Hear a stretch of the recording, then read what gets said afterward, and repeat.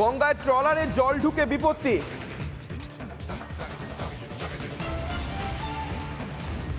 গঙ্গায় ট্রলারে জল ঢুকে বিপত্তি। হুগলির ত্রিবেণীতে আটকে গেল ট্রলার। ছাই নিয়ে বাংলাদেশে ফেরার পথে এই দুর্ঘটনা। আপনাদের জানিয়ে রাখি, গঙ্গায় ট্রলারে জল ঢুকে বিপত্তি। হুগলির ত্রিবেণীতে আটকে গেল ট্রলার। ছাই নিয়ে বাংলাদেশে ফেরার পথে এই দুর্ঘটনা। সেই ছবি দেখতে পাচ্ছেন এই মুহূর্তে। গঙ্গায় ট্রলারে জল ঢুকে বিপত্তি। হুগলির ত্রিবেণীতে আটকে গেল ট্রলার। ছাই নিয়ে বাংলাদেশে ফেরার পথে দুর্ঘটনা।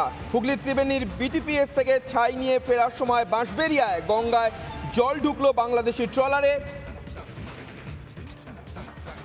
গঙ্গায় ট্রলারে জল ঢুকে বিপত্তি।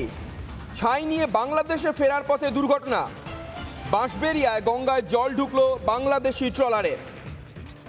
হুগলির ত্রিবেণীতে আটকে গেল ট্রলার। সেই ছবি দেখতে পাচ্ছেন। গঙ্গায় ট্রলারে জল ঢুকে বিপত্তি। ভারতে এসে ছাই নিয়ে যাচ্ছিল ট্রলারটি।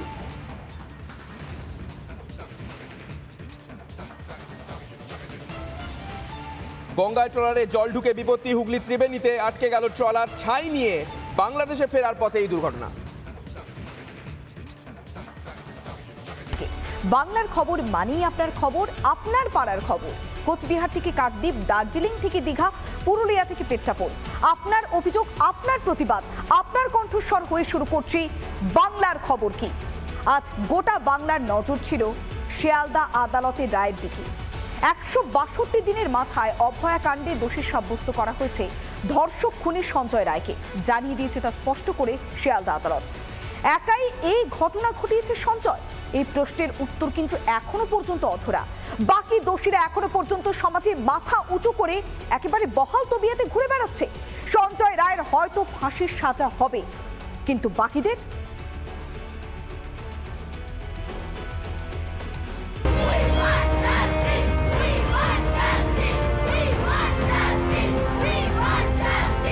এই ঘটনাতে সঞ্জয় রায় ছাড়া আর বাকি কারা যুক্ত, এই প্রশ্নটা এই জায়গাটার সম্পর্কে একটা প্রপার ক্লিয়ারেন্স আসতে হবে। এখনো অপরাধীরা সবাই প্রকাশ্যে হয়তো হসপিটালেই ঘুরে বেড়াচ্ছে, এখনো অধরা। এটা কিন্তু বিচারটাকে কমপ্লিট করতে হবে। এটা একটা আংশিক বিচার।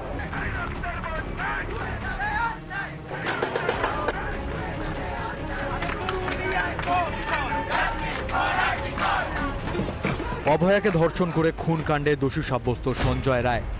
শনিবার সঞ্জয়কে দোষী সাব্যস্ত করে শিয়ালদহ আদালত।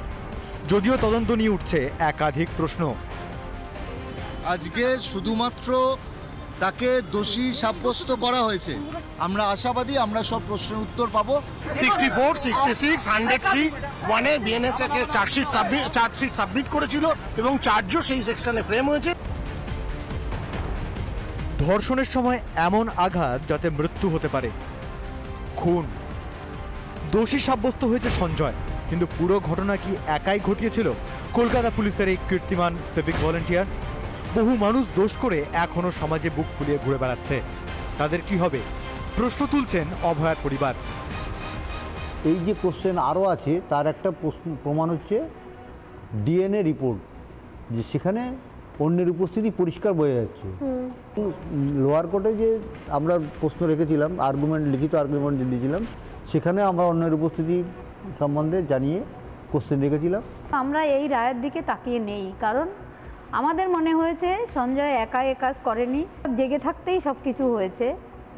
এগুলো যারা ওর সঙ্গে ছিল তাদের যদি ঠিকমতো সিবিআই ভালোভাবে তদন্ত করত, তাদের হেফাজতে নিয়ে, তাহলে হয়তো বেরিয়ে আসতো আসল সঠিক কারা অপরাধী। অভয়ার বাবা মায়ের দাবি প্রতিফলিত হলো আন্দোলনকারী জুনিয়র চিকিৎসকদের গলাতেও। যে এই ঘটনাতে সঞ্জয় রায় ছাড়া আর বাকি কারা যুক্ত, এই প্রশ্নটা এই জায়গাটার সম্পর্কে একটা প্রপার ক্লিয়ারেন্স আসতে হবে, যেটা আসছে না। একজন সিভিক ভলেন্টিয়ার কিভাবে জানবে যে একটা আরজিকর হাসপাতালের 4 তলায় চেস্ট মেডিসিন সেমিনার রুমে একজন মহিলা ডাক্তার ঘুমোচ্ছে? কিভাবে জানবে? তথ্য প্রমাণ লোপাটের চেষ্টা তাহলে কেন হবে? সুইসাইড বলে চালানোর চেষ্টা কারা করলো, কেন করলো? পর্দার আড়ালে লুকিয়ে থাকা দোষীদের শাস্তির দাবি তুলেছেন আম জনতাও।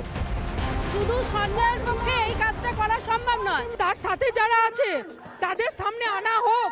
কেন এত রাগ ঢাক? আমরা কিছু প্রশ্ন রেখেছি, যে প্রশ্ন না পাওয়া পর্যন্ত আমরা বলতে পারবো না জাস্টিস পাওয়া গেছে। সোমবার হয়তো ফাঁসির সাজা হবে সঞ্জয়ের, কিন্তু বাকিরা, অভয়াকাণ্ডে বাকিদের কি কোনো সাজা হবে না? প্রভাবশালী বলেই তারা পালিয়ে বাঁচবেন? বাকি দোষীরা সাজা না পেলে কি সত্যিই সুবিচার হবে অভয়ার সঙ্গে? রিপাবলিক বাংলা। নানা ধরনের কন্টেন্ট দেখার জন্য লাইক করুন, শেয়ার করুন আমাদের ফেসবুক পেজ, সাবস্ক্রাইব করুন আমাদের ইউটিউব চ্যানেল। পাশাপাশি অন্যান্য ব্রেকিং নিউজের জন্য অবশ্যই চোখ রাখুন রিপাবলিক বাংলায়।